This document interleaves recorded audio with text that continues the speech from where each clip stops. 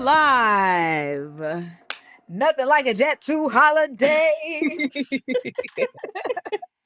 You know what's so funny is I saw this video. It's this little girl going viral for like going up the escalator and putting the paws in this other little. I don't know. Was that a grown woman or was that another little girl? Okay, can I just say something really quick? Since you brought that up, and I don't mean to cut you off, sister. I really you love fine, girl. I just thought it was funny. But I would like to table that because I want to have a conversation about that because that clip has been going viral on the socials and there's been a difference of opinions because of course racism because of the comparison of her being a little white girl versus her being a little black girl and how the dynamics kind of change depending on how they're treated.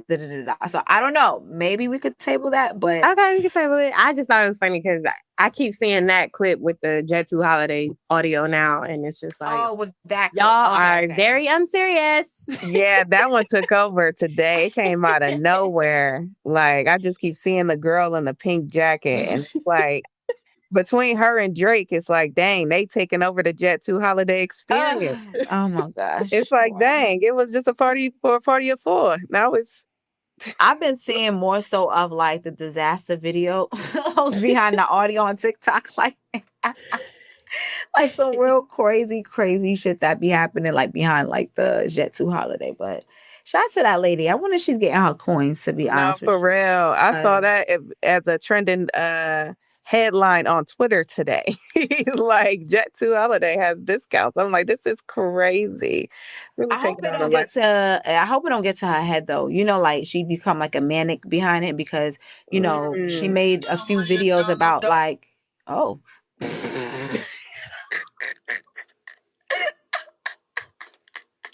she made a few nothing beats a Jet 2 holiday. I should have put my phone on views. Oh my gosh. Listen, before we get into it, y'all, welcome to episode what again? 11. Wow, we're preteens, guys. Wow. That is amazing, y'all. Welcome to episode 11 of the Reasonable Dialogue podcast. It's your girl, TJ Miss Milan. It's your girl, Jazz. We in here. And it's your girl, Yon Sneed. Okay. The condo is warm today. It feels nice and cozy. Cozy vibes. I came back, I had to put my stuff in the room real quick, you know what I'm saying? Just landed, just touched down upon the airport. No, but yeah, definitely had a crazy like last couple of weeks just traveling. And last night we performed at Lollapalooza for the very first time.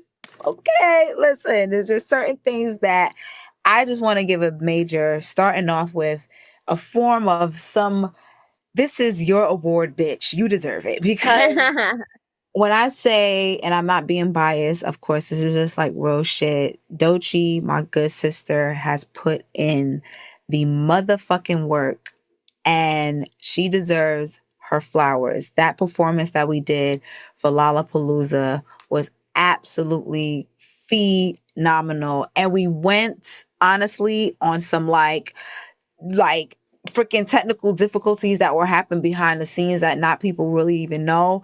And the fact that nobody noticed and it was still flawless to everyone else, it was like, okay, professionalism, like the School of Beyonce, congratulations, you have graduated. Like it was that phenomenal. We also had the designers from D Square pop up because they styled us, I know, my sis, you talking about the boots. We're going to get into that. We're going to get into it. The boots. The looks was eating Y'all down. Look so good. Y'all look so good as a unit.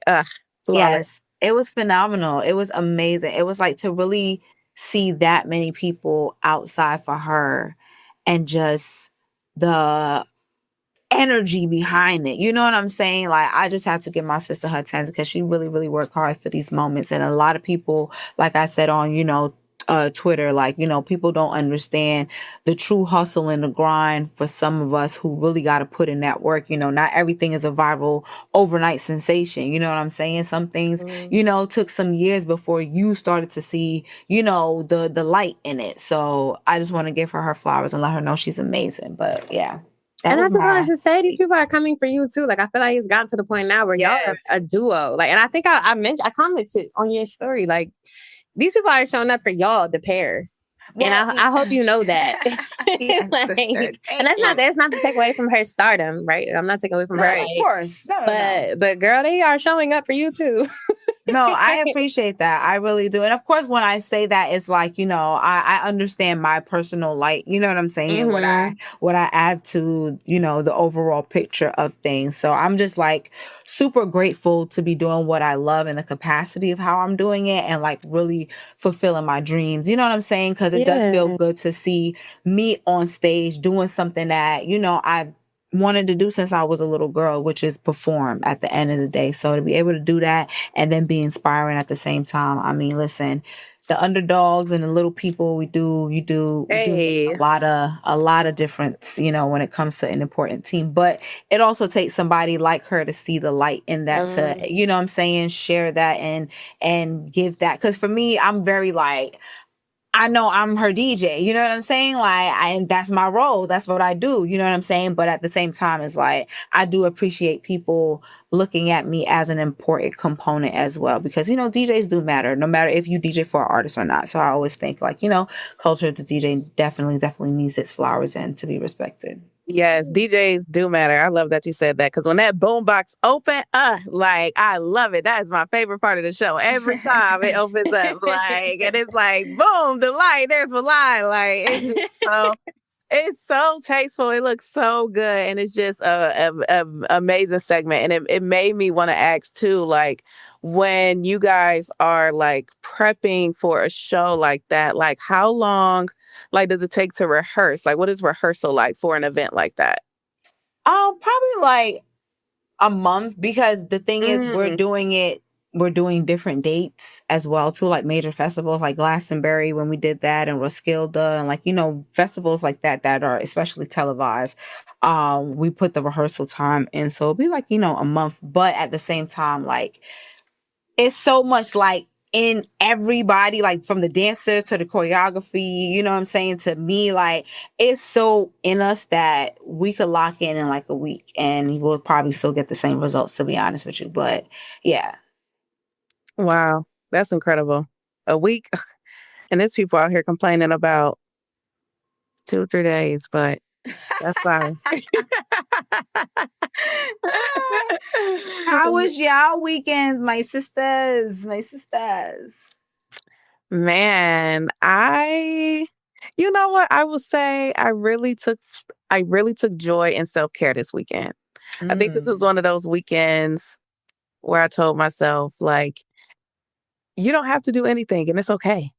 Like, you don't have to overwork yourself. I feel like I have to pat myself on the back, because I feel like I'm getting to a point of mastery where it comes to that point where it's like, all right, this is it. I'm not exhausting. The work has been done. I don't have to perform. I don't have to overperform. I can go get my nails done today. I can go get my hair done. So that was very much my weekend. Very, very, very Black womanhood, sisterhood, just being in the salon. I was actually in the salon for hours this weekend, but it felt good. Just being around that energy and like catching up and things like that. And yeah, I found myself really just taking joy and relaxing and resting. And I feel like that's something, as a collective, more of us are like yearning for, but like we have to actively do it. Like, I feel like sometimes like you have to actively tell yourself, like, rest. Like, you don't have to work. You don't have to prep. Yep. You don't have to do this. It's like, just like Sit your ass down. Yeah, like, just like we talk about being disciplined, and when it comes to the work, or disciplined and like, whatever it is, or your fitness journey, or, like whatever journey you're on. But I feel like sometimes even with rest, it's like, no, there needs to be discipline there. Like, you need to know what time to cut it off and be like, all right, let me get these 8 hours. So my cup can be full for, the community, the family, and people that, and, myself that I need to show up for. So it was a self-care weekend. Yeah. Bars. Whoa. Hold on. Sis say you need discipline too for your self-care. That's so fucking true. Thank you, sis. This is doing the work, taking I time to love do the it. work. What about you, y'all? What's going on in your world? Well, first I do want to say I love how when we do these check-ins, a lot of the time our experiences are very aligned. Because granted, that isn't the weekend that I'm having, but this is a conversation I literally had with a friend like over the last 2 days about work-life balance, right? Because we both work in this space and there's just like this culture around not taking breaks. Mm-hmm. And I feel like we don't talk about it enough because a lot of the time this is stuff that has been socialized into Black people in particular through the workspace where we are not given the opportunity to take vacations when we feel like it. If we need a sick day, there's an eyebrow raise, or if we need a personal day, it's like we're still getting texts and slacks from our bosses while they're nowhere off. So it's like in that they're implying to us that we don't really get to rest, even though we're off work. And that kind of like trains you to feel like you're not allowed to take breaks. So then you get into your 30s and it's like you still don't know how to rest because in your entire 20s was spent being taught by your managers and supervisors that you're not allowed to. So then tie in, because a lot of us, I know that for us particularly, these roles, these are passion jobs that we're doing, or passion careers rather. So when you add that into the mix, it makes it even harder to rest because for us, like we actually love to do this shit. So I don't want to rest. I like doing it, but you do have to stop. You know what I'm saying? You have to stop.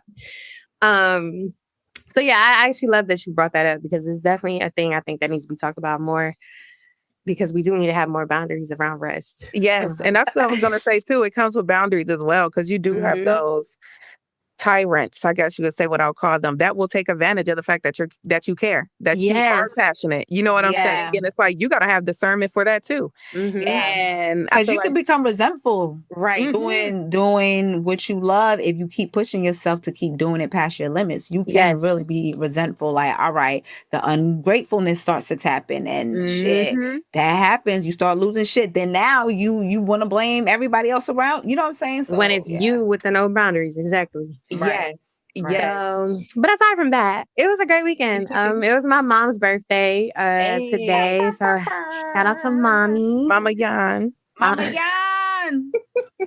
So she's not like a big celebrator. She don't really do like parties and shit like that. So we just did what she wanted to do today. Whatever she wanted to do, we did it with her. I love that though. Yeah, it's funny because as I get older, I start seeing a lot of myself in my mom, or you know what I'm saying, like in the ways that I carry myself. And I always felt like I'm not really into celebrating myself, and I feel like a lot of that comes from my mom because she just be chilling. But yeah, this weekend was all about her. I didn't really do too much this weekend. Yeah, I didn't really want to do a lot. I wanted to spend time with her and honestly like Jazz relax because I felt like this week, so last Sunday I went to Selection. How was that? It was amazing. So that was actually my first festival. I've never been to a festival before. Don't judge me, y'all. I know I work in music. No judgment, girl. So that was my first festival. And it was actually probably the best experience I've ever had, honestly. Like I can genuinely say that.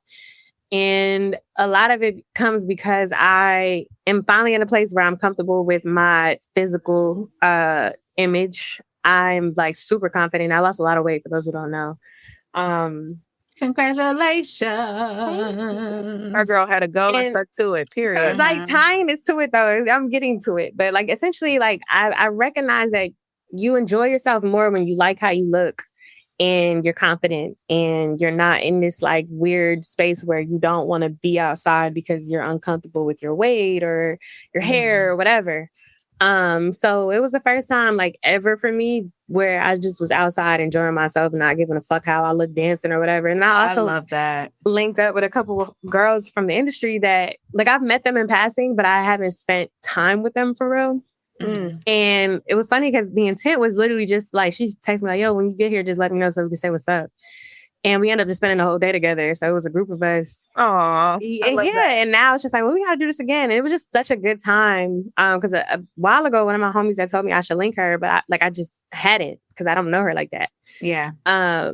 And I feel like I've told y'all before, like I be real weary of chilling with people in music. So it was just like, Because a lot of shit could be superficial. Let's be honest. And I don't want to do that. Yeah. So I just usually just be like, I'm good. Yeah. So I just gotta be at it. I just gotta be. But yeah, so it just ended up being a thing where it was like, let's just hang out with each other. We hung out for the whole day and it was a really, really great time. So I shout out to Joe K and the selection team, everybody that performed. It was a really, really great show. The DJs were incredible. It was fucking hot though. That probably was the hottest day I've ever experienced in my life.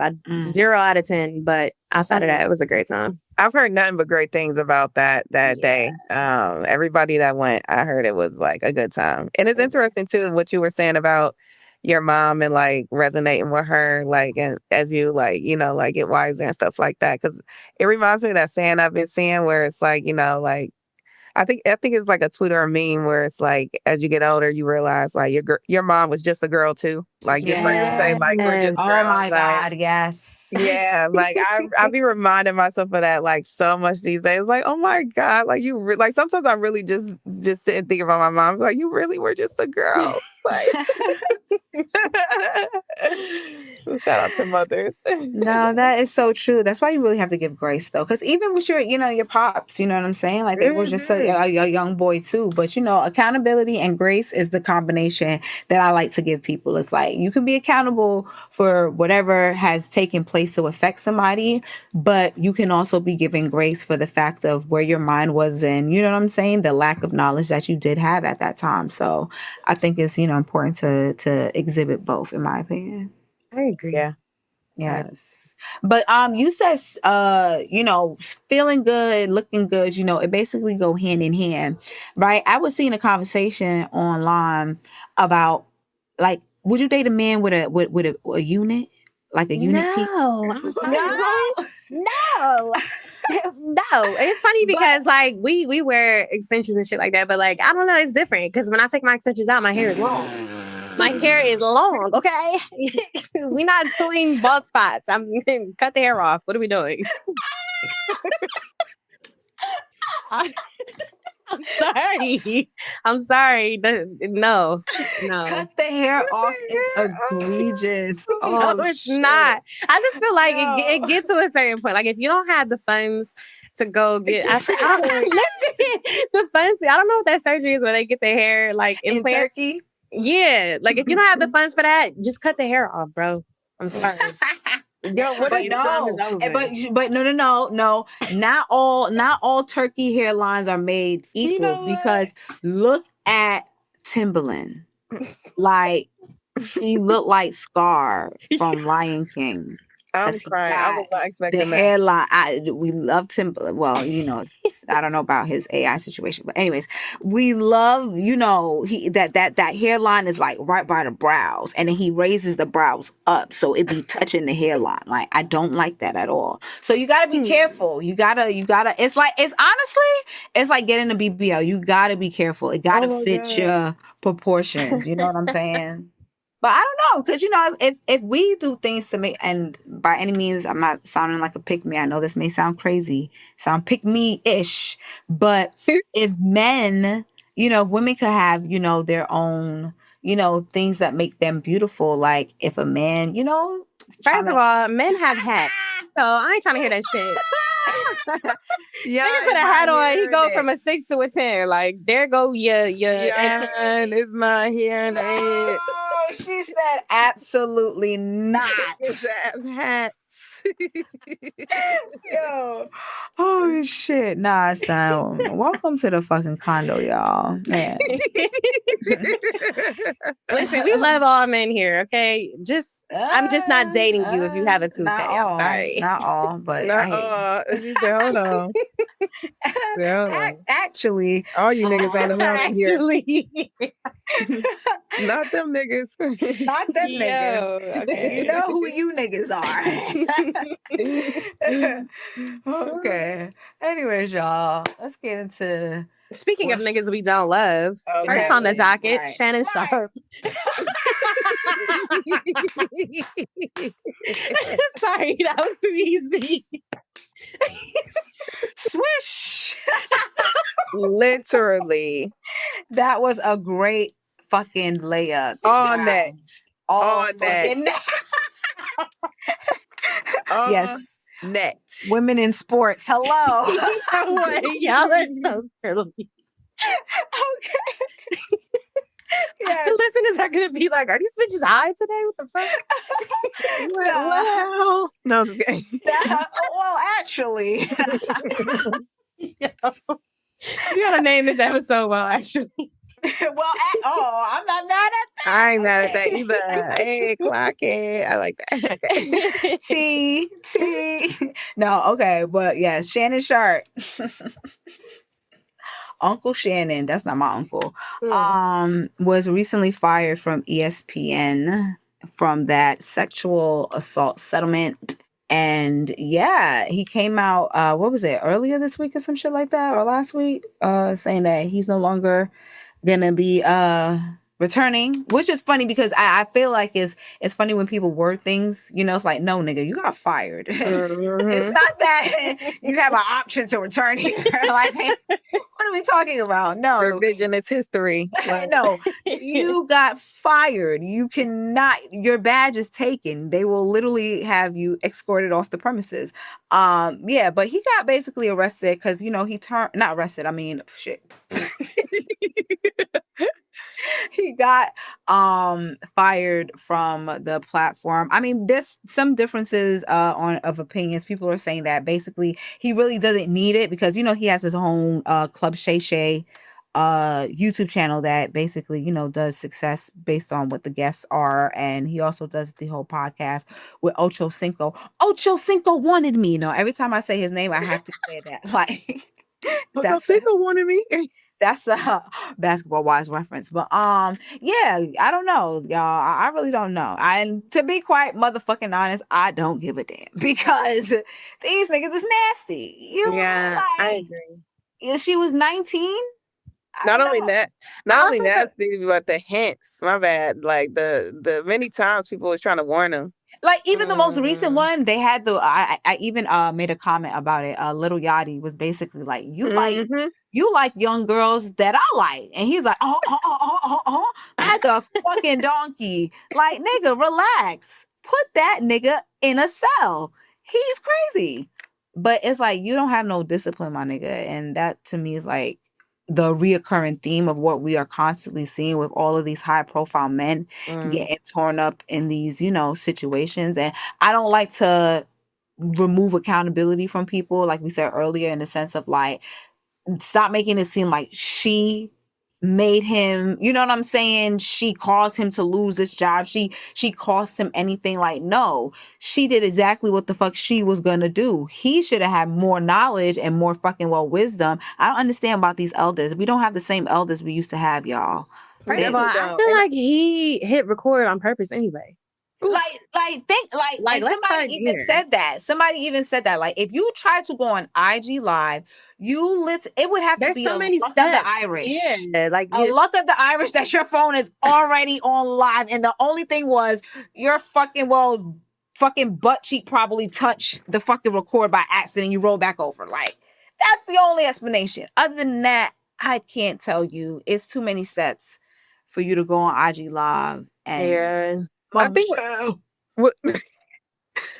what's also crazy too, and we saw this with the Diddy case, is like when this stuff first happens, I don't know why these niggas want to go on these Chat GPT PR rants about not doing it and denying the allegations. And that was one of the first things he did. I don't know if y'all remember that. Like, the first broke, he went on that whole rant talking about fiercely denying it, and was calling it a shakedown and all this serious allegations with his heavy ass tongue. Yeah, just to come to find out, no, like you actually were sipping and dipping, and it's like actually, and recording too. So that's what blows me is just like the first instinct to run and lie. Like it blows my Yes. mind like how lying has become normalized in this society. Right, because you're gonna get called out, and eventually the facts are gonna be the facts. So it's like, what's the point? Right.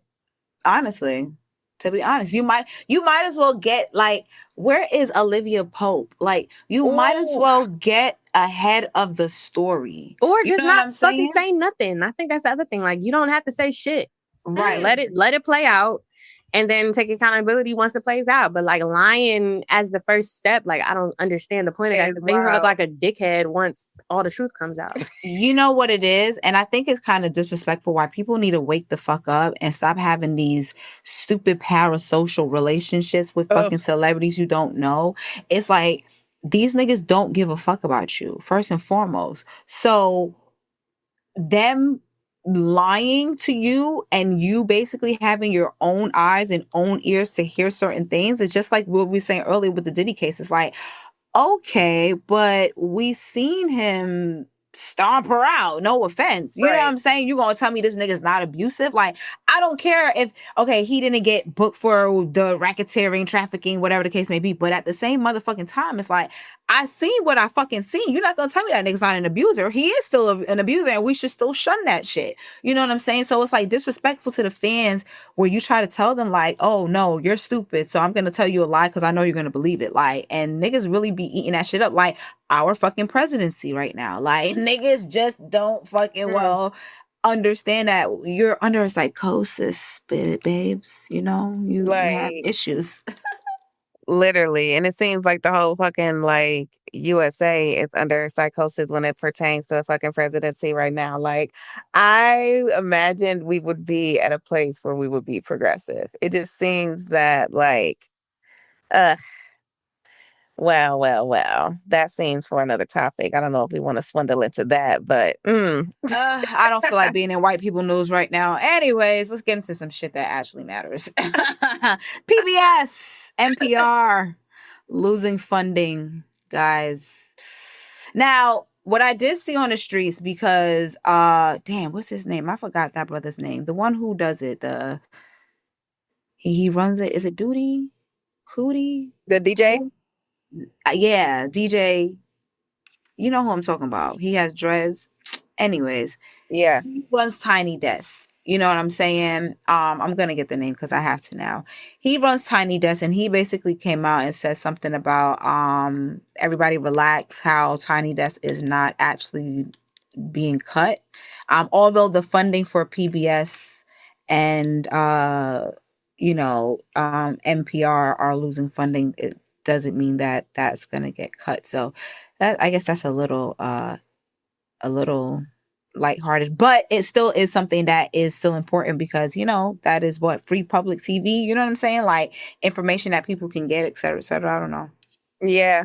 DJ Cousin, that's his name. Yes, Yeah. DJ Cousin. Yes. Yeah. And when he said that, it did make my heart feel a little lighter, but I don't know. There's a part of me that just feels like the entire presidency right now is and my grandmother said it's so funny.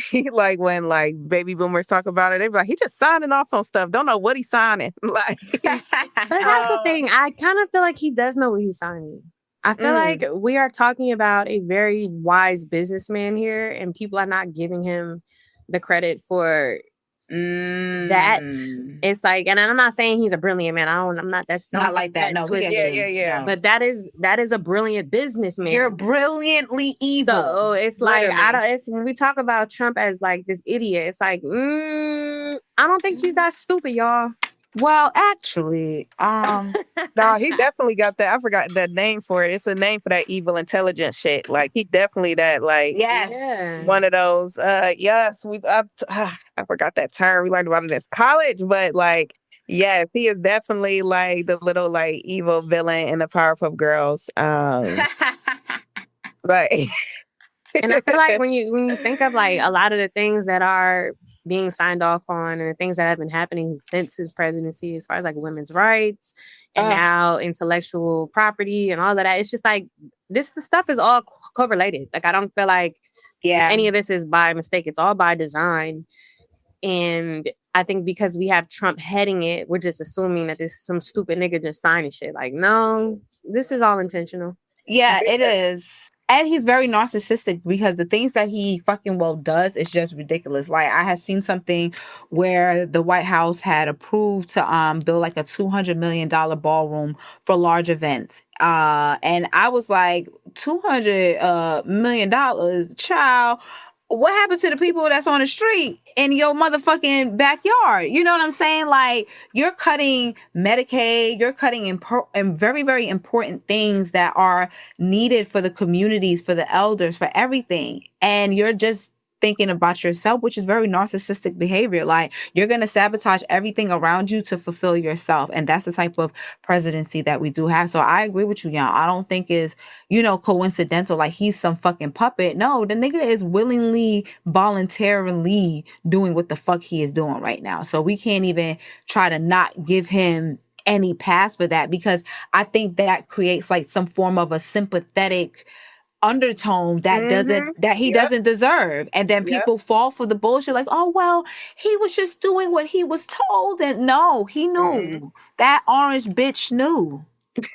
Not the orange bitch, but no, seriously. And to y'all point too, like the way it's impacting just overall like universities, funding, schools, etc. It's like I am really disheartened because I feel like some of these universities and schools, it's almost like you crippling them to a point where it's like, all right, if I don't agree to this, I'm going to lose this money. But now I don't have funding for this part of this part of the university or this. So it's like, even at my previous university, Kent State University, the news recently broke this summer. It's crazy enough. This is my first like campus job. Like when I first got on campus, like how how some schools will offer you like work study. I don't know if everyone like got that, but that was something that the financial aid offered during my bachelor's degree program. And, I was able to get a job at the Multicultural Center at Kent State University. That's where all the Divine Nine would come and do their parties. It's where a lot of the Black students would come, women, LGBTQ, etc. All of that has been shut down this summer because of a bill that he enforced in Ohio, and they had to sign it. So they no longer have a multicultural center. Kent State no longer has a LGBTQ center or a center for like women's rights. Now it's just like for quote unquote like everyone. And it's just really sad to see because like there's so many core memories, so many like Black students and like students who never felt safe to be themselves, like had experiences there. And yeah, it's just interesting to see how, I guess you could say, what's the word, desensitized like people have become to his tactics. Like, yes, that's the word. It's like, you know what I'm saying? It's almost like people you brush it off because you're so desensitized from it. Yeah, or it's almost like, all right, well, like we got to do it, or we not gonna have the money for this, and it's like we don't have the money for this, we're doomed, and it's just like, but you're impacting so many, like, it's wild, but yeah. Like what the fuck is the end goal for these rich white motherfuckers? I feel like the end goal is, I feel like we're sliding into an anti-intellectual society. Yes. And I think it's showing up across so many different avenues of like our everyday lives. Like you're seeing it on social media, you're seeing it in schools where they're like passing kids along and they're not really teaching them how to read. And I don't know how you just graduated. You can't. That's why them cutting the funding in PBS is crazy too. It's great. Yeah, that like, and that's what I'm saying. Like all of this stuff is correlated. I'm trying to tell you, like this shit is like very anti-intellectual, and I think it's very intentional because when the people can't think for themselves, they will do whatever the leader tells them. Yeah, they gonna rely on Joe Rogan. Yep, they gonna rely on Joe Rogan and AI and everything else to get they stuff across. Like, yep. You are. Yeah. And it's your point. I'm glad you brought up AI because that's another thing. It's just like you see people talking to AI as their therapist. Like, oh, y'all don't think this is tied? It's just tied together. People are anti-intellectual. No, they are on an app trying to figure out their lives. Like that's insane. Artificial intelligence to make you anti-intellectual. That's what the other AI is. Oh shit, Bars. And it always Y'all makes niggas me think even about know. that book too. Like, I don't know if y'all read that book in high school, Fahrenheit 451 by Yup, Ray I've heard about Bradbury. that. Yeah, Yeah. but Like every time we talk about these type of topics, it's like, that's why they had us read that book. Oh, like they knew it was coming. They was going to be trying to burn the books and hide all the things that they knew would yeah. advance society and keep us dumb. They knew. Like, Revisionist history, literally trying to just remake because they have to clean up what they've done. And it's all rooted once again in racism and white supremacy. That's Yeah. literally all of it. literally All of it. it. Literally All it. It's the of it. craziest thing. Craziest And thing. you know what? To that point, and Milan, I'm so happy you said that. That's another reason why I need rest. Fighting white Yes. supremacy every day is exhausting. Imagine doing your day to day. Imagine doing your day to day. You already got to fight other shit, but I got to fight white supremacy through every fucking bleeding fabric of this country. It is insane. Like, Yes.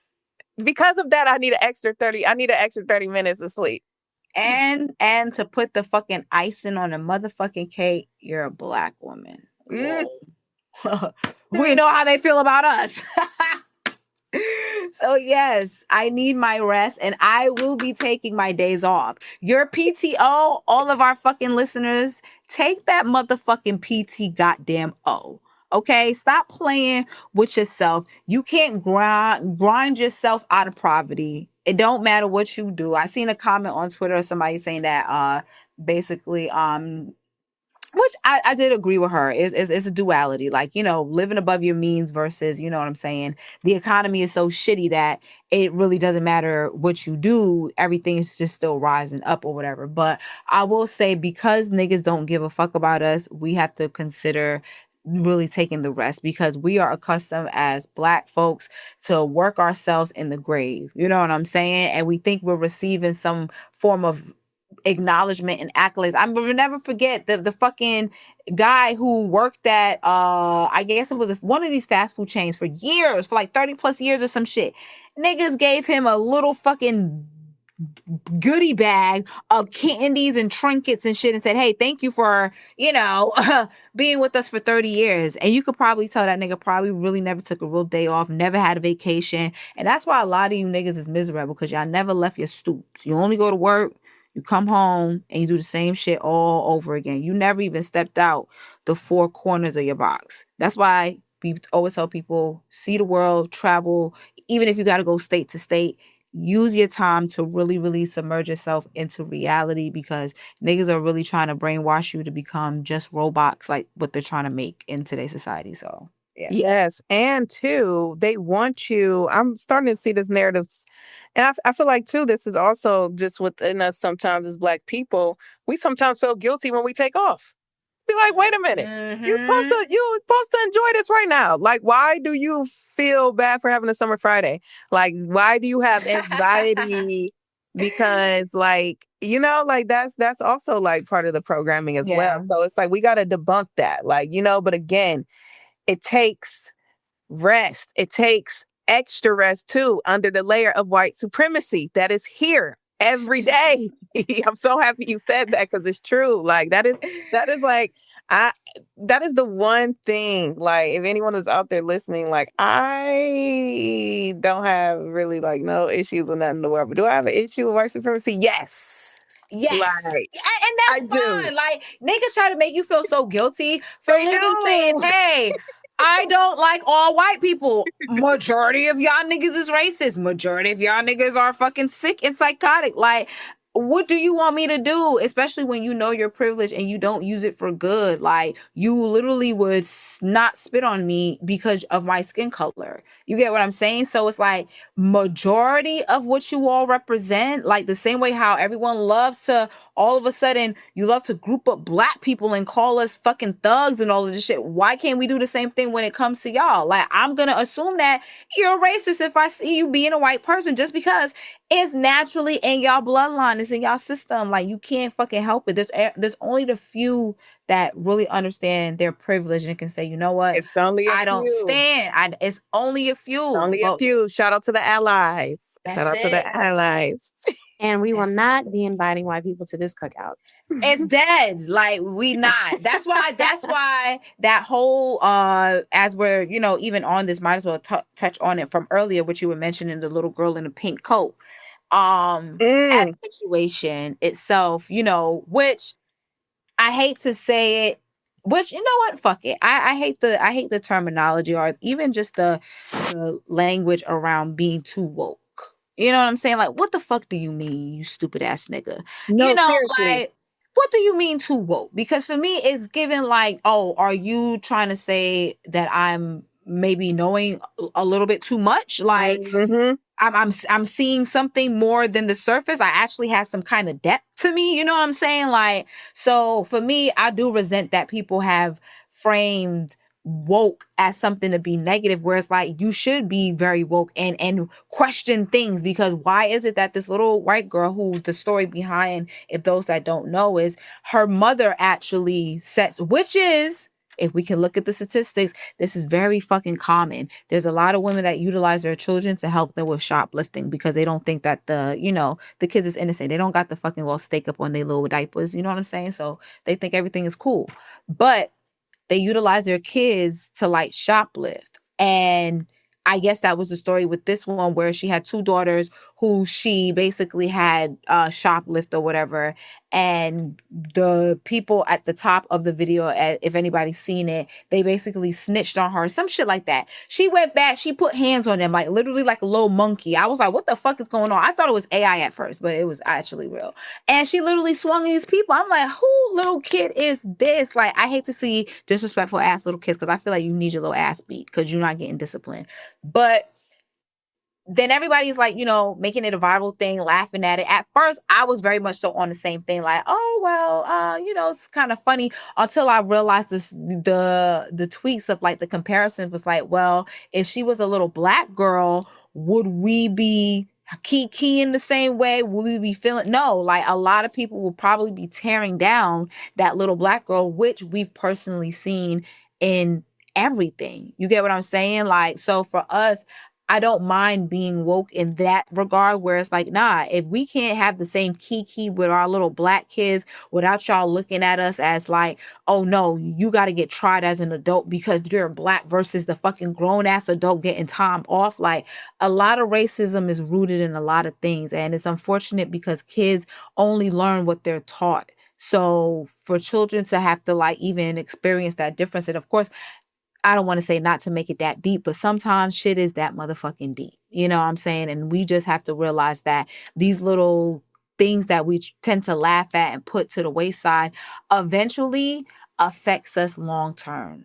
I love that you said that, because I feel like something I always say is every fucking thing is that deep. Whether you recognize it in the moment is a different conversation, but I feel like a lot of shit that we try to pass off as, no, it's not that deep. It is that deep because it means something to somebody, even if it don't mean nothing to you.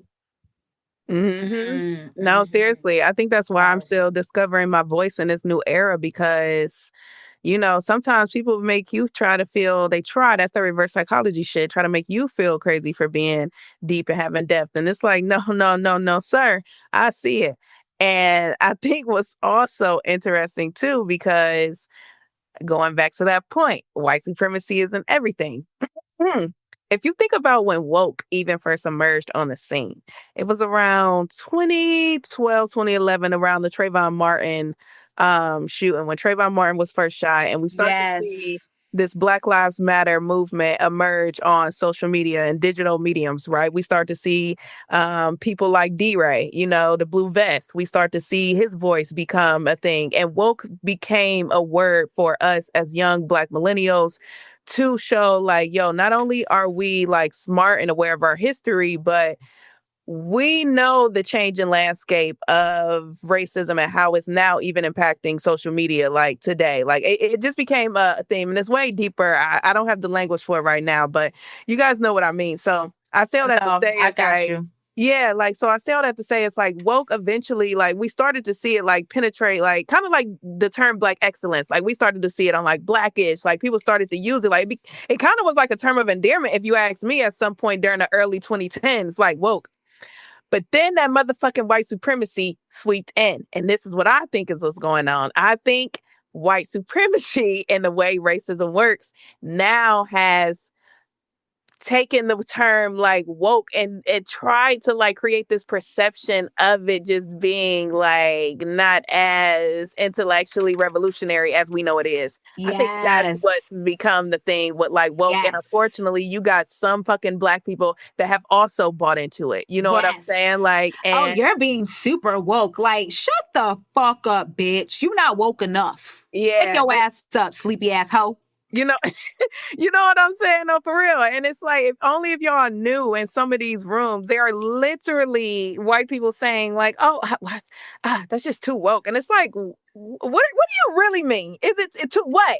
Like, is it too? Is it too intellectually Black? Is it too right? What like what is it? Is it too next level? Is it too, you know? And I also think too, we really started to see the shift of the term woke, in my opinion, if I'm just, you know, thinking, using my memory here, like when the Black Panther movie first premiered, because it was such a phenomenon, like, you know, because then you seen like Black Panther and the Black Panther soundtrack take over. So then woke was really like being the word used, like, I mean, was really being used like throughout social media and literacy and things like that. But I don't know. I feel like white supremacy again has now tried to take in the word woke and, you know, do what it always does, you know, and that's like taint our excellence and our willingness to make lemonade, you know, when we only have lemons. Like, you know what I'm saying? Like when a Black Lives Matter movement was going on, like woke was the one word and the one, you know, like I feel like search engine, you know, that people was really using. Like I'm trying to think of like other terms, like, but I definitely know woke was definitely on the monopoly board. No, for sure. I think it's interesting too, like this shift is so new because I remember a time when Black intellectualism was a superpower. And now, like, in addition to the woke shit, I feel like there's also this thing where when you speak too intelligently, it's aligned with whiteness, where it's like, oh, they're too white. And it's just like, what is white about being smart?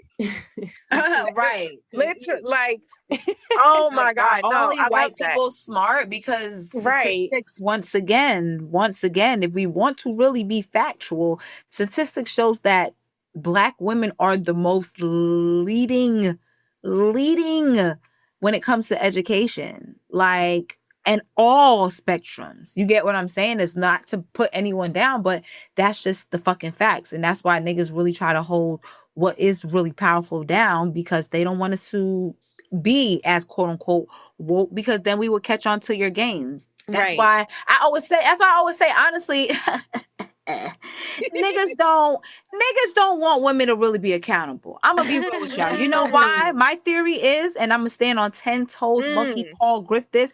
The reason why you niggas really be screaming, oh, women should have accountability, is because you think we should have accountability for the same kind of mess that you all do, but we don't do the same things that niggas do.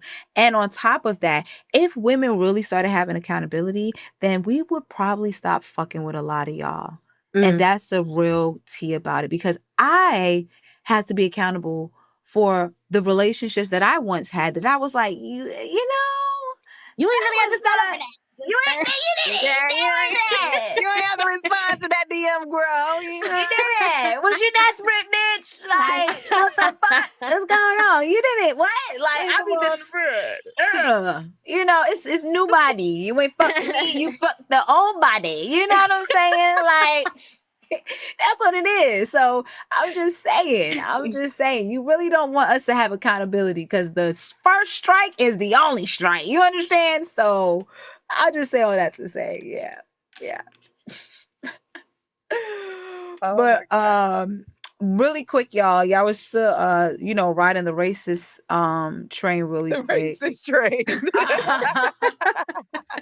I was like, take that to the Underground Railroad. It's a long ride today, guys. It's a long ride. It's a long ride. But this is what Reasonable Dialogue podcast is about. Actual reasonable dialogue.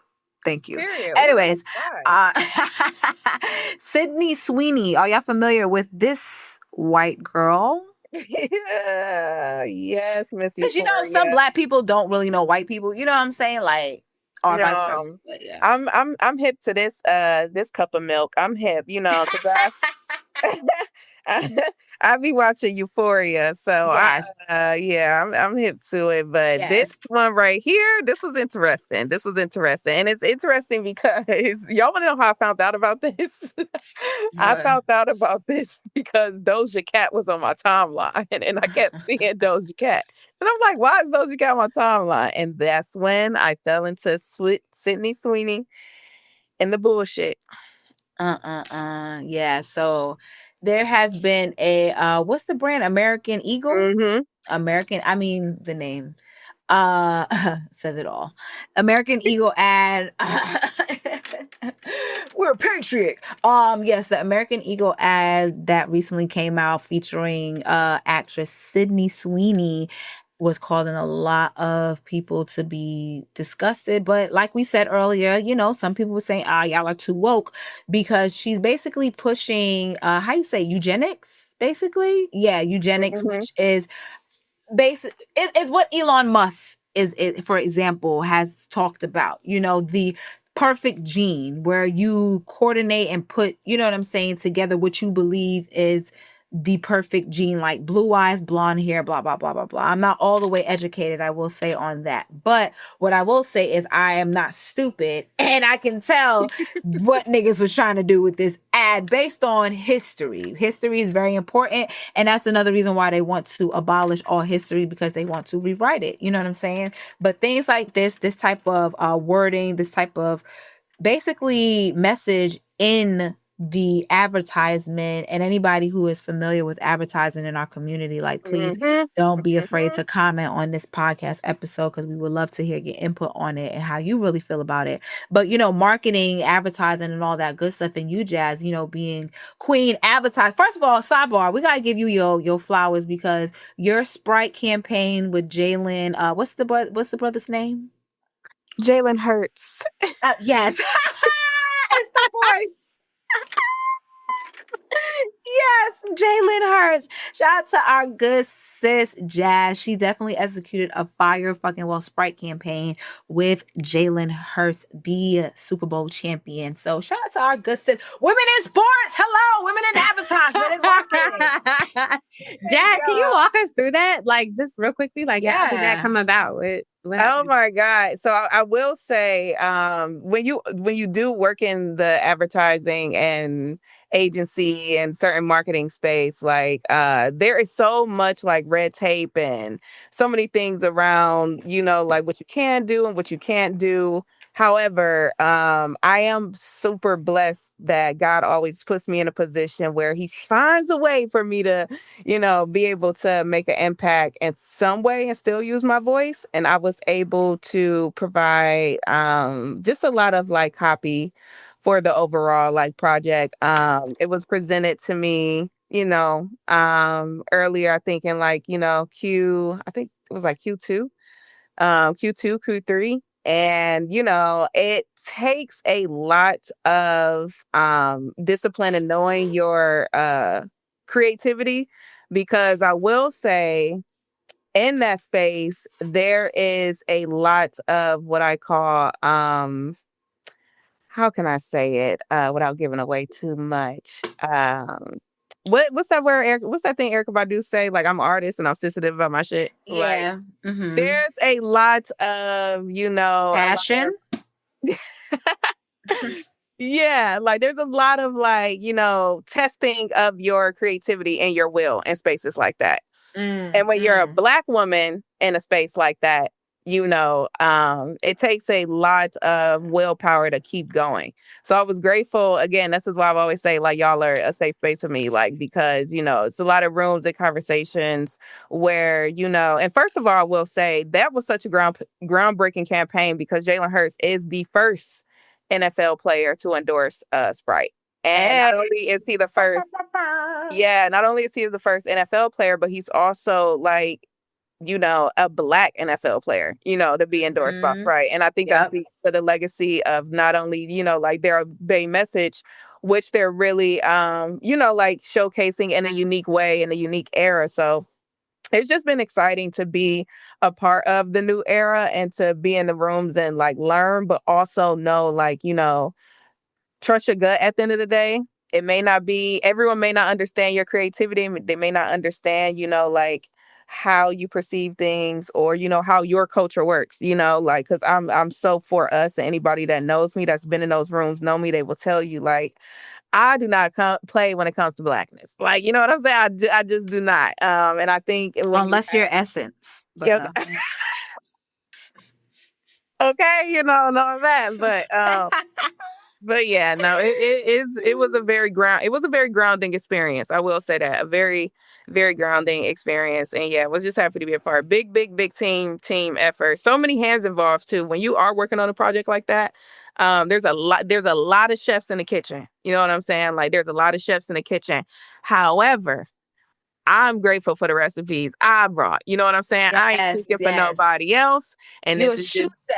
Thank you, my sister. I can't speak for everybody else and how everybody else may feel about their work, but I am proud of mine, and I'm proud to, like, share my excitement with y'all on that, because this is my first time ever even talking about it publicly. Aww, I love that. Congratulations. Yes, congratulations. I think too, for those who don't know, like, I'm just like really proud of you because it took her so long to get to this space where she's finally in a role that she's like proud to share about. And I feel like to have a campaign this big out the gate is like really, really fire. Yes. Like, so proud of you, girl. Like, it's so deserved. And like, yeah, you earned it.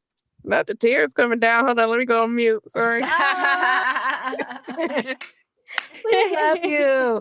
But since you are an expert on this, what would your take be on the whole, I guess, messaging that they were trying to portray? Do you think people are being too woke, or do you think, like, no, they are trying to do exactly what they're doing, calling it quote unquote good genes, but the play off of words, like, double entendre, if you will, good genes, but good genes also meaning blonde hair, blue eyed, you know what I'm saying? Race, if that is understood. Yeah, I'm gonna say people are valid in how they feel, and this is coming from someone who understands not only the way, like, different messages work on different mediums, but also, understands that, and I've seen it. Like, we are really in a time and space where all of this mega shit is becoming commercialized, and it's mind blowing to see. Like, it's really mind blowing to see, to come in spaces every day and, like, whatever his latest antic is, or whatever, like, has just become from that administration, is like the joke of the day. I don't find that shit funny, but there are people and, in these positions and in these spaces who, not only do they find it funny, but they voted for him. You know what I'm saying? Like, and not only did they vote for him, he became president. So when that now validates, not only your vote, but it's just like, oh, and I'm in this position where it's like I'm at a space like American, like, ego. And this is just me, because I don't know if did y'all see that Abercrombie documentary that came out a couple years ago on Netflix, like, where they basically, I heard about it. Yeah, like, all of these companies are in cahoots, you know what I'm saying? Like, and all of them, again, like, bleed through that whole, like, tunnel of, like, white supremacy. So I'm gonna just say this. I definitely believe the messaging was intentional. They may have, I don't know, thought it was like a joke, but whoever approved that, it definitely went through a few rounds. It went through a couple rounds. Yep. And that's what they decided to approve. That had to get an approval. Not only did it have to get an approval, an art director had to, show Yep. show the project manager, hey, this is the second, third asset or whatever. You know what I'm saying? It went through like all of those different channels. So like, nah, that was very, very intentional. And I know it was intentional because of the way they responded. I don't know if y'all saw that American Eagle responded. And the response, again, mind blowing. It almost was if like, yeah, this is what we did and what you gonna do about it. Oh. Okay, so I have conflicting opinions. So I I do agree that people are justified in their backlash because I feel like we should have backlash against it, especially considering the time that we're in and just like everything that's happening in society with MAGA and everything like that. So I agree with all the backlash. I do think that I don't know if the intent was jeans overall, because there was the zoom in on her titties and it's the specific actor who literally, I feel like she brands herself around her titties. Like, so it's like, I feel like that was more so the focus of this commercial, but because of the time that we're in, it's being kind of blown out into her jeans overall. And again, rightfully so, because I just feel like it is very distasteful and I don't think it was well thought out. But I low-key feel like this shit was centered around her titties. And I think that because of the time we're in, we are blowing it out of proportion. Personally. White women titties. No, it's not even white women. It's her titties. Like she literally, this girl literally brands herself around her titties. Like this is why a lot of people are like, here we go with this shit again. Like, we doing this again, Sydney? No, she really does. That's why even when we was introduced her, I said, no, I know that cup of milk because of her brand. Like, it's literally that every time. But I don't. Yeah, I don't think it. I genuinely don't think this was about like eugenics. I really think it was about this girl's titties, and it's because it's just bad timing. I think the only reason why I, don't agree necessarily is just because of what the message also was in what she was saying. You know what I'm saying? Like, my jeans were like, it was very much so giving a play on words. Yeah. If you will. Because really looking at it, it's like one thing. I could see that. But to hear what she actually was saying in the regards, it's like, these genes are passed down, generations to generations. And you know what I'm saying? These are the best kind of genes that you can have. You know what I'm saying? It's like little indie windows like that. We can call a thing and a spade and say, okay, I can see what you were trying to do. And you did it in a way where it wouldn't be so blatantly in your face, of course. You know what I'm saying? And that's what the key, I would say, to marketing is, you know what I'm saying? You know what I'm saying? And that's what I was, yes. That's what I was alluding to. Like, I think all of this was intentional in the fact that, yes, they know Sydney Sweeney is, like her breast is a thing. Just like we think about Nicki Minaj early days, like the pink hair, the wig. You know what I'm saying? Like with Sydney, it's literally it's her breast. So it's like, all right, how can we message this around what she already is known for? You know what I'm saying? Like, I don't know. I feel like, and that's why I feel like the messaging is the legacy of the jean company. And it's being conflated with her jeans because of the era we're in once again. So like, I don't know. It's just such an interesting thing because I don't disagree with either of y'all. And I feel like that's the problem with it. And to Jazz's point, this shit goes through so many meetings. So it's like, considering that we're having this discourse about it, y'all had this discourse. So she's right though. She's right. Like, you get what I'm saying? So like, so I say that to say, even like maybe this really wasn't the intent, like, and it is exactly what I'm saying, where it's like the language around the commercial was they're talking about the actual jean company and the jeans legacy, and they're just tying it to her while they do the zoom into her titties. But it's like, y'all knew how this would be interpreted. Y'all put this shit through hella meetings to get to the approval. So it's like, even if there wasn't ill intent, y'all knew that there's this potential that there could be ill intent interpreted by the audience and still approved it.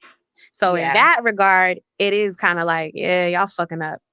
And then to Jazz's point with the message and response, is like, I don't care that y'all fucking up. So that also gives a message too. So it's like, even if it wasn't your intent to be essentially talking about white jeans, now that's how it's going to be interpreted.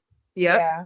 And two, you got some people in these spaces when it comes to like marketing and advertising, they're okay with it being interpreted that way because that means more clicks, more impressions, Oh, I more was just gonna engagement, say that. more buy. It like literally, and it's what a lot of these companies are looking for now, and it's social equity. Why? And it's so interesting why they're looking for it. Why? Because the same person that y'all are promoting messages, the same person that y'all are using to promote these messages are literally taking away our funding. It's like what? Like, so they're taking away your funding for this, is that. So now you're trying to rely on social equity. Wow, interesting.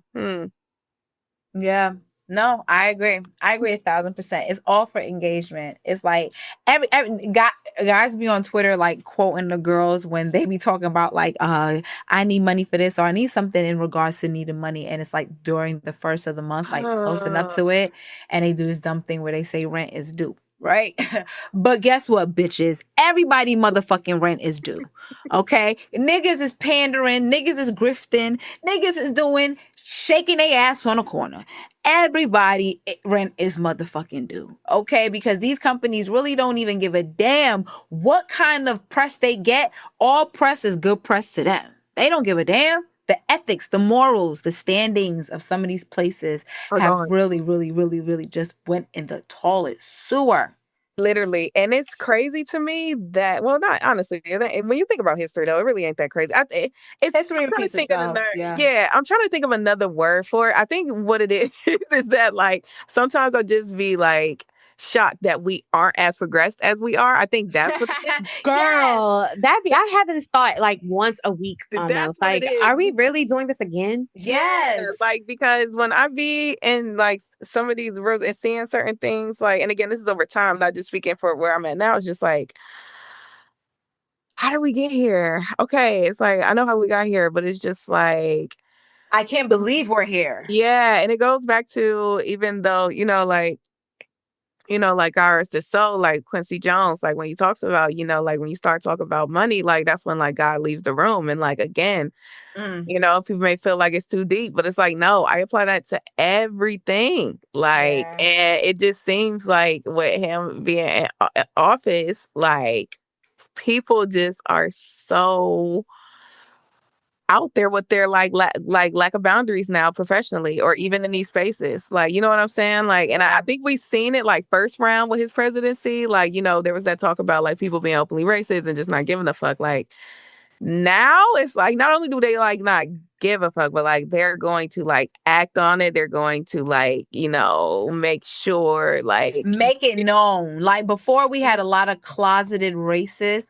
Now it's like, oh no, I want you to know that I'm racist. Yeah. Like I'm gonna do it unprovokingly too. Yes. Like, I'm gonna provoke you. Like I think the interesting thing too is like we're now seeing on a global scale. It's no longer like we're seeing individuals in different spaces show up that way. Like we're seeing companies present as racist.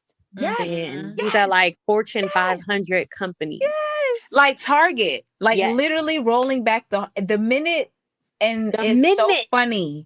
The minute they lit the millisecond they put it out that they were going to be rolling back DEI, these companies said, oh, thank God. It's just like what somebody quoted and said, companies are funny because they'll have the LGBTQ flag during Pride Month, but as soon as that next month hit, it's right back to where we started. Like, you got us fucked up.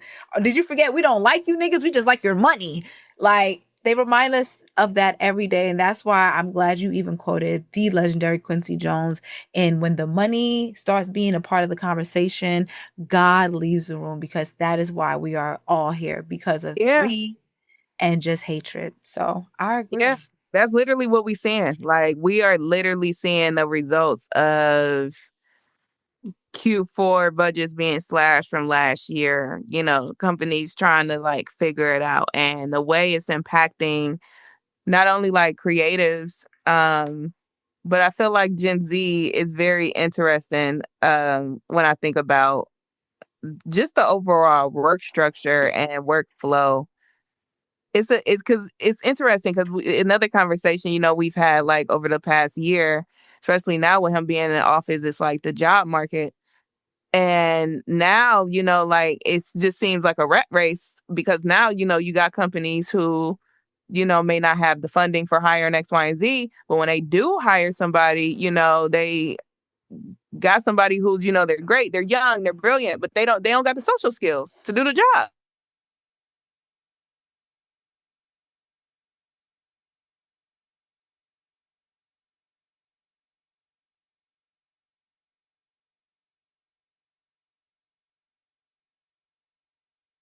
A social apocalypse, I would honestly say, because the influx, that's a bar. The influx, which we all known, which we could have at least predicted or even had an idea behind, because the influx of bots on social media, reports came out recently that says that there's at least 76% of the global social media channels are ran by bots. Yes, the bots that we, think are always saying something super negative on social media. You tweet something and here comes a fucking, you know what I'm saying? Don't let it be a MAGA bot now. Now, it's a few bots. There's the bar bots and there's the MAGA bots. And the OVO bots. We're not going to lie. And some overlap. Some overlap. Some overlap. They do. We do. We're going to call a thing here. But it does make a lot of fucking sense because sometimes, I was literally saying the other day, I was like, now I've been on Twitter when it was first called Twitter, when we had the actual bird. We didn't have this demonic X.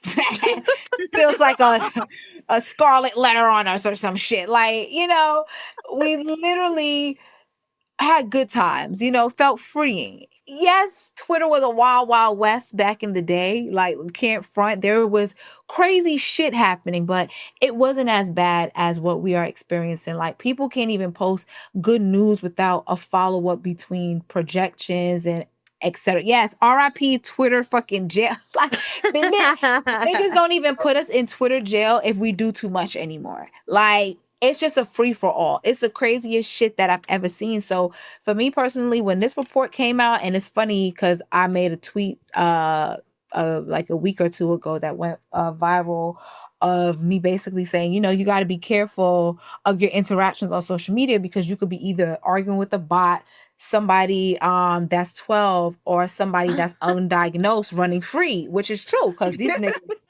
A lot of people, I don't care what you say. Niggas made mad facts when they said when niggas graduated, we never knew who was in special classes, who had behavior problems. You know what I'm saying? Posted that video. We don't know. It's true though. It's true. We were separated for a reason. Like.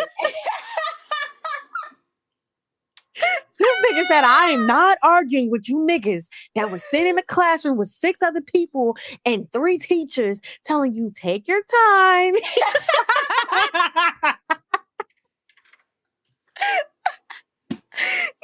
Like, because people really, it's like, no offense. And this is not, this is not disrespecting those that, you know what I'm saying? But there's a lot of you niggas that don't got those problems, but acting crazier than that. Like, it's the craziest thing that I've ever seen. Just the projections, the think pieces. It's just like, what are we doing? I had a little lady literally DM me. I posted it on my stories. This lady DM me talking about, hey, Miss Milan, I love you and Doechii so much, da, da, da, da, da, da, but the song Anxiety, blah, blah, blah, blah, blah, blah, blah, blah, and was like, you just lost a fan. You had, like, literally wrote, like, me paragraphs after paragraphs of why she's no longer a fan. And I really had to tell this lady about herself because I'm like, ma'am, you're older than me doing some dumbass shit right now. You are unwell. You are not well. Nurse, she's out again. Get her. Like, it's crazy. We got too many people. But to say all that to say, it does make sense because in this fucking era where AI is trying to literally take over, even with the presidency, like we were talking about, everything that we're literally talking about today is tying into everything because the presidency was also, I don't care what nobody said, that nigga stole that shit. And it was also an influx of negative campaign trails against, Kamala with the influx of bots. Even when you talk about hip hop, on social media, anybody that's on Twitter would tell you can't even talk about anything without a bot coming in or saying some dumb shit. And you can tell because they always have like either a NFT monkey in they Avi or like some sports shit. It's either a LeBron picture or they got a Drake PFP or some shit like that. It's something. It's always, and if they have like any African countries in a bio or an American flag in a bio, it's like certain things you can tell with these accounts. Like, okay, you're a bot. You gotta be a bot. You just joined yesterday, and you got 40 tweets. You know what I'm saying? And they looking weirder. Like now they starting to like, and some of them even be having like old presidents as they profile picture. It's like yes, what? yes. So between that and motherfucking red pill content being on a rise and everything is I ain't gonna lie though, like the flip side of that shit is definitely making me not want to be on social as much as I used to be. Yes. And I'm not even mad at that. Like it's at first it was like, damn, this sucks. I do like being online, but bitch, I'm good. Because if it means I don't gotta engage with you weird ass niggas, then we outside. Yes, I was gonna say that too, sis. To y'all's point, I'm on the same boat. Like that was the one thing that I took away when I seen the news about the bots. Is just like, oh, this is just more reassurance and confirmation on why I haven't been on socials as much, and I've really been outside, not only just touching the grass, but growing the grass and trying to make sure our grass is greener. As a community. Again, white supremacy is after us every day. We got other shit we need to focus on. No, seriously, like for real, she y'all. gets so passionate when she mentioned white supremacy, bro.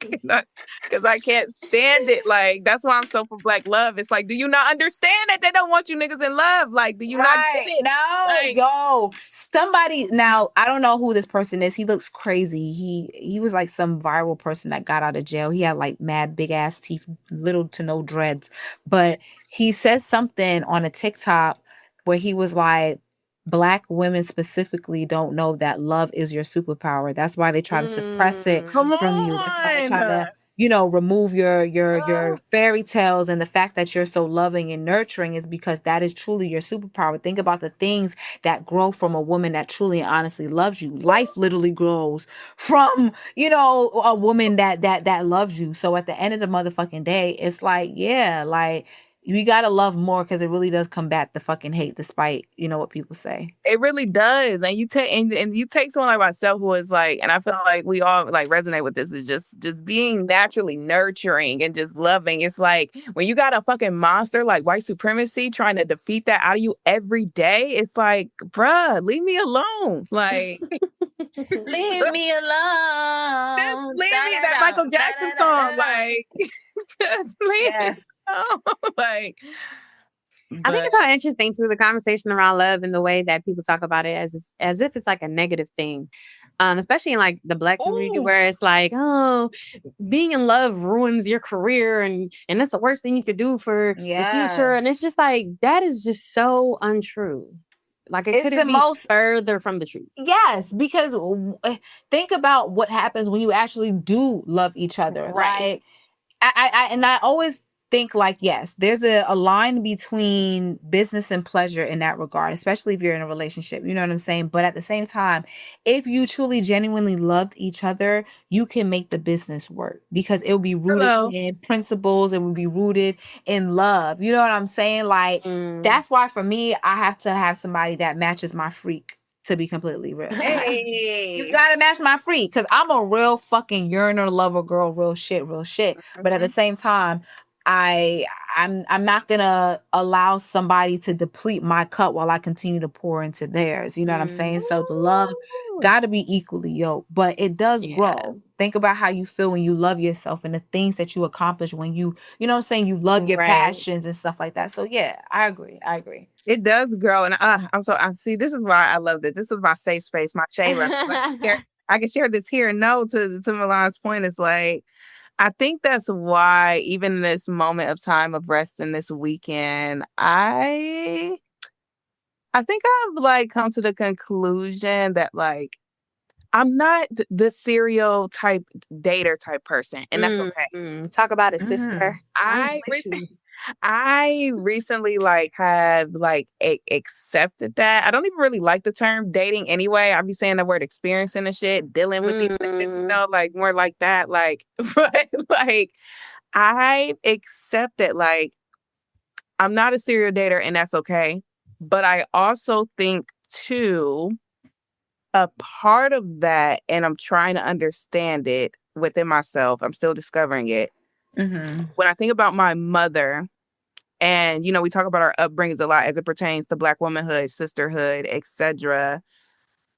I don't think my mother, and this is no shot at my mother at all. I love you, girl, because I know you be listening sometimes.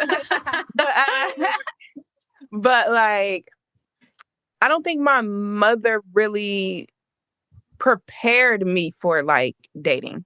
And I don't even think our mothers even knew how to prepare us for a world where the dating world looked like this, because I don't think they were even aware of the social technologies and the different communication channels. But what I will say is that I do believe what my mom did, and not only her, but some of the women in my family. It's almost as if they prepared me and my sister to be wives and not girlfriends or daters. And so what is kind of made me realize as it pertains to love is like, oh, there's nothing wrong with how I love. Like, it's okay that I'm a nurturer. I prefer to be, you know, like all in, or, you know, like just fall into that lover girl romantic. Because I romanticize my life in general, you know, like that's everything. Yeah, like I literally romanticize anything. So if there's a nigga out there that's just thinking like, oh my gosh, she's all in love, nigga, I'm in love with life. Okay. Like, on God, okay. Put that out there, and you're an asset. Like that, you just made it more loving. It's like, oh, hello, like this, but it's like, no, that is exactly my thought process. Like, I'm in love with life, bro. Don't get it fucking twisted. Right? Yeah, just a cherry on top, but you could be removed. Okay. The crazy part is this: they surprised when you could remove them and still be good and love the next person. Like, this is I love me, nigga. Right.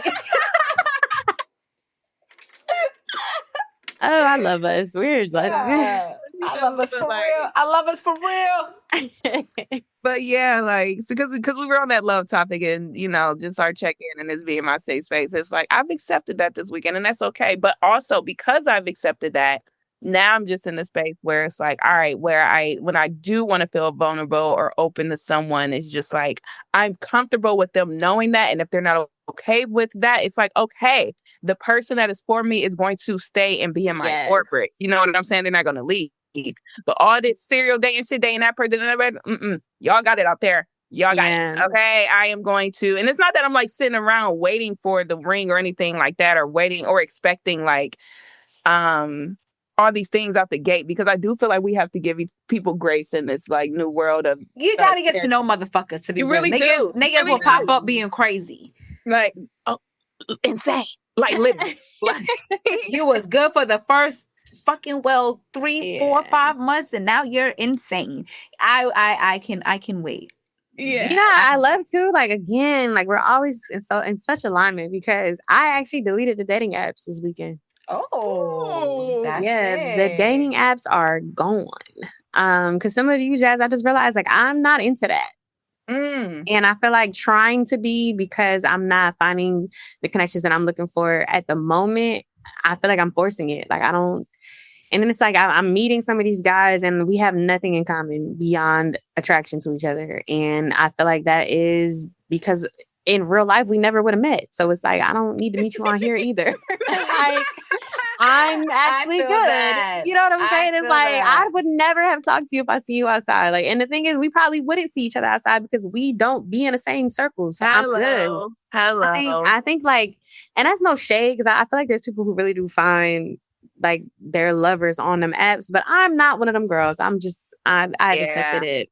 No, same sis. I genuinely don't think I am either. And it's okay for those that have and they do. Right. It's okay. You're not saying none of that. Like, I think it's amazing if you do, but like I will say the low is lighter and it is happier and it's fun when you have that. And I don't know if it's because I'm like a traditional girl. I don't know. I would say like I'm like a old soul in a little young body, but like a little young grandma. But it's just like I don't know. Like when I connect with somebody in person, like It's just different. it's different. Like that connects. Like yes, and I will say like that is very like fulfilling for me. I don't know what it is, but it's like all those connections seem to either like work out or grow versus the other ones. So yeah, and then I got to see you outside.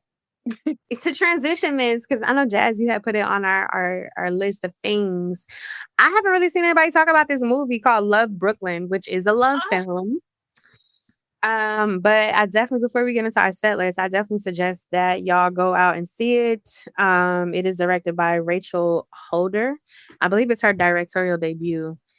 And I guess the premises is 3 longtime Brooklyn residents navigate careers, love loss, and friendship against the rapidly changing landscape of Brooklyn.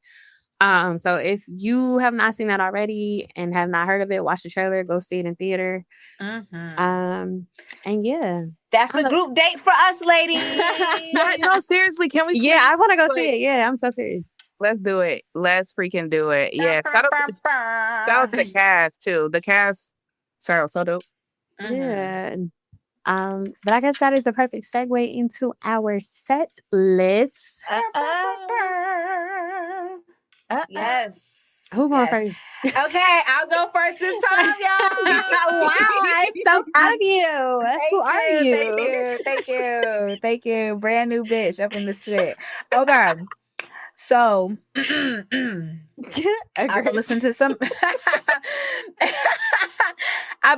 to some now I'm gonna always go up for this affirmation podcast that I be listening to called Kinda Records. Listen, they have some of the best good less than 3-minute affirmations. Like I just keep them bitches on a rotation. I do a whole routine where I do my prayer and devotional in the morning, and then after I get into some affirmations to help, seal the deal. So I definitely still on that wave. Oops, my bad.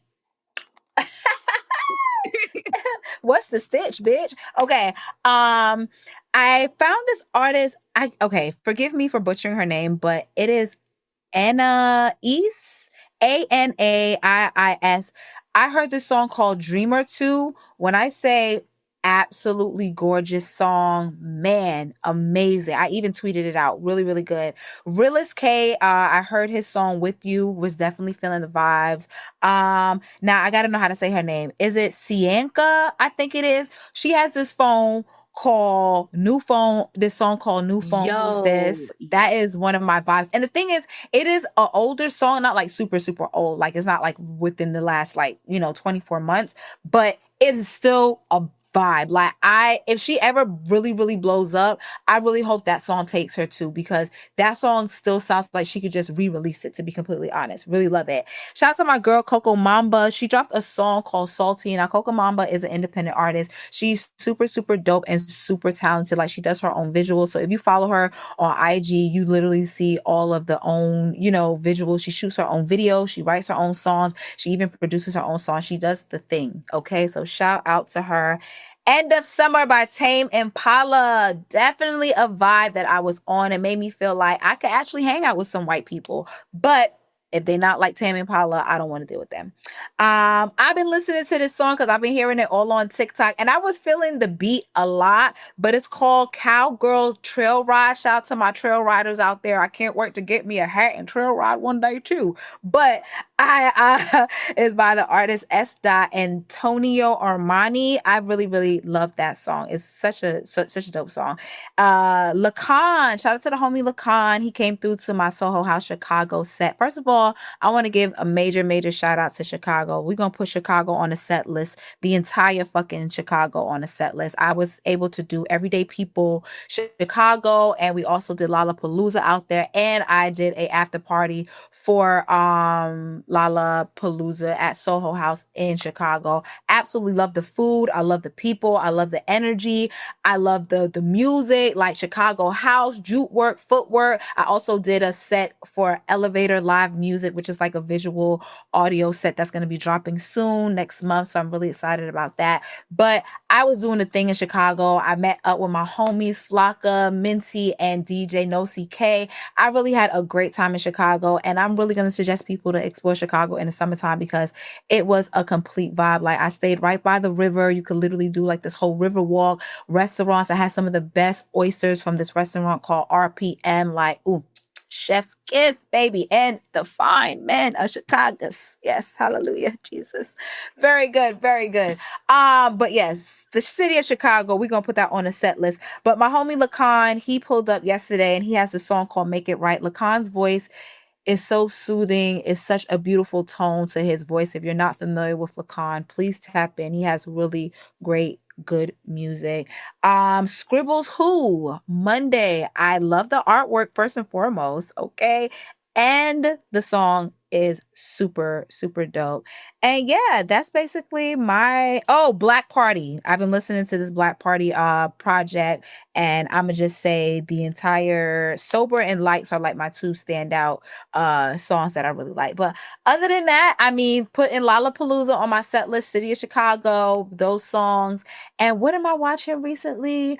I haven't really been watching anything really. Oh, no. We're gonna put on the set list. Shout out to my girl Bondi Blue. She has an amazing YouTube channel called The Bondi Blue Show. I literally found her, I would say like sometime last year, just randomly. I love to hear people break down, different things and talk about, pop culture stuff and whatever. And she's super, super educated, super dope. You know what I'm saying? She's also a female ganges as well too, you know what I'm saying? And she also is doing her thing, you know what I'm saying? So I also want to give her some shout outs. She's from the city of New Orleans. Big up to New Orleans. We love it over there as well too.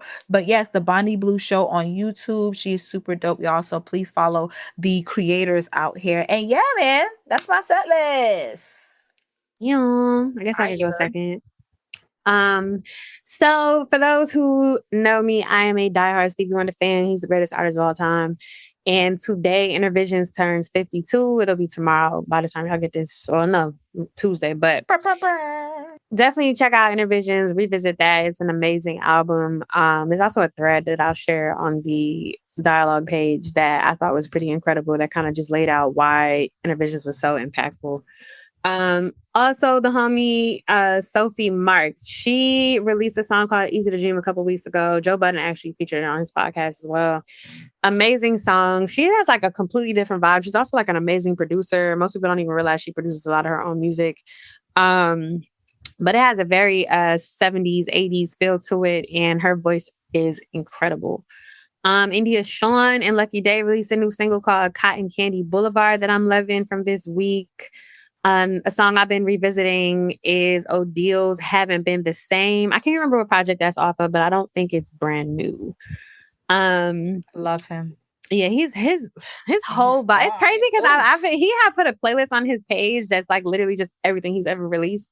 So I was listening to that, and that's how I came across the song. But I never realized how much of a yearner he is until like this week. Yes. Like he be yearning, and you don't even realize it because a lot of his stuff is like Afrobeat, so it just feels like very up tempo dance music. But like he be in them songs talking about love for real. Like, okay. For real. Odil, call us. We would love to invite you over at the condo.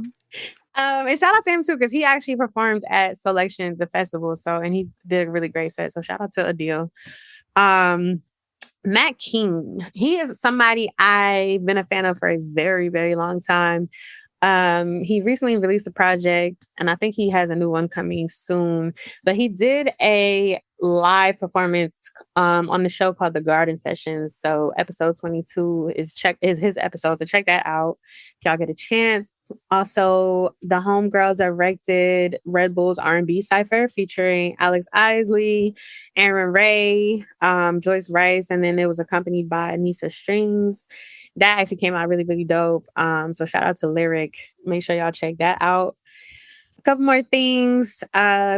Curtis Mayfield. So I've been listening to Superfly a lot recently.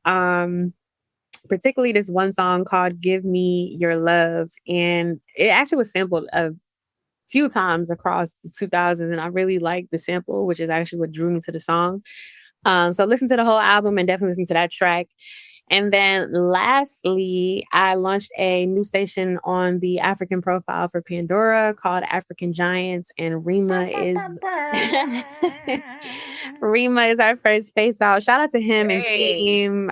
He sent us an artist voice message to help promote the station, and we usually don't get engagement with him, so I thought it was really, really dope that he sent that over to launch the station. And he's huge, so right. I was like, bitch, I know that's right. Them engagements looking crazy. Like, who said African wasn't a prio, bitch? Hello. But yeah, so make sure y'all check that out on platform. It is basically the biggest artist across the diaspora. Hits only. So yeah, that is my set list. Fire. Okay, it's my turn. I'm gonna go. So first on my set list, Milan, darling, my sister. I don't ask for much. Okay. I don't ask for much, but the detail of the boots. Okay. I gotta put those boots. D square, baby. I gotta put those boots on my set list. So yes, y'all gotta check those out. My sister is a trendsetter. She's the first person I seen in those, but yes, those were hot. I seen that. I said, oh, okay. I'm a boots girl. I love shoes and I love boots. So yes, those are hot. Those shoes are going on the set list. What also is super, super hot to me, not only hot, I thought this was genius because I felt like I mentioned this on a podcast a couple episodes ago, how like that Zeddy Will sound that's taken over TikTok, the TikTok YNs it's very reminiscent of like this Travis Porter era, and Metro Boomin literally like captured that entire feeling on this, a futuristic summer album. Like I freaking genius. It takes me back to when we was back in the parties with the white tees on and the guys had the do-rags and we was dancing, like the parents was upstairs, it was the party, but like it's some bangers on here. And it's a feeling too. And I feel like it's a theme that's been carried since like last year was very like beef focused and heavy. It seems like the post relief of that is people just wanting to have fun and enjoy fun music, and it's a fun album. Some of my favorite songs on here is "Make It Make Sense" by Rocco. They Want to Have Fun. Clap. Like it's just a fun album. So shout out to Metro. The Shy season finale is also interesting. You shouted out the Midwest Chicago, Milan, because the season finale of The Shy, woo, shout out to them. I was not expecting that. Y'all really got to tune in, and shout out to The Shy for being renewed for another season and being a Black show that's lasted on cable this long. Like, yeah, they went out with a bang this season. I was bawling my eyes out. So yeah, the season finale, The Shy, catch that. Also, I'm gonna need my chief R&B girl Yan here to correct me, because am I pronouncing the name right? Is this Sasha Keeble? Is that how you say it? Yes, you are saying it right. Okay, yes. I got hip to the girl Sasha Keeble. This song she got with Leon Thomas, "Move It Along," like is incredible. The chemistry both of them got on this record, I really, really love above all. Like, is this the way they go back and forth on each other, and I really enjoy her voice. Also, I don't know if she's having like a resurgence in radio or whatever, but Mariah the Scientist, "Burning Blue" is hitting my radar again. Like, and I want to add that to the set list because I've been playing it over and over recently. So like, I don't know. I feel like it's going up in waves. So shout out to her. I've been mentioning this author Tia Williams and have been reading like some of her like novels and romance novels. She has another one called A Love Song for Ricky Wilde, which is about a young woman in the Harlem and discovering herself in Harlem and love and things like that. But it's a really, really dope book. So I'm tapping into that.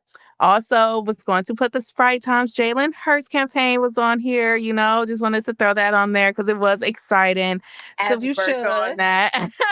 It really, not only was it exciting to work on that, but it was exciting to, be able to add something to my resume that shows, not only do I care about the culture and, music or through, wellness, but also in sports too. And, it's good to have more women in sports, Black women too. So, shout out to them for trusting me with some of the things with that campaign. Also Jadakiss Versus performance, I think is on this like 4th or 5th anniversary this month. And like Jadakiss Versus performance is one of my favorite moments in hip hop of over the last 20 years.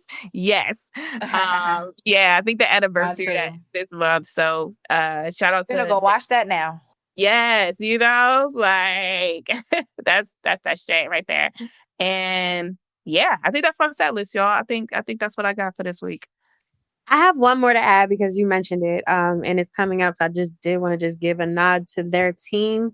Spotify, Alicia and Brandon, they put together a show called R&B X Live. There's going to be a show in LA and one in New York, and it's featuring a UK lineup, including Sasha Keeble. So if you're going to see her live, make sure y'all get tickets for that. I believe LA sold out, but New York still has tickets available to purchase. So make sure y'all get your ticket. That shit gonna be a movie. We got an offline about that because I think I want to.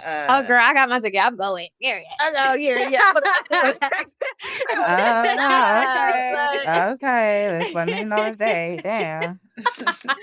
Speaking of shows in New York, I think I think it's tomorrow. I think the Clips got a show at Terminal 5 too. Wow. And nobody told me about this. I think the Clips Terminal 5 show is in the city. Yeah. To be in New York. Oh, last but not least, before we really get off, I just want to say live from the Swamp Tour happening again this year.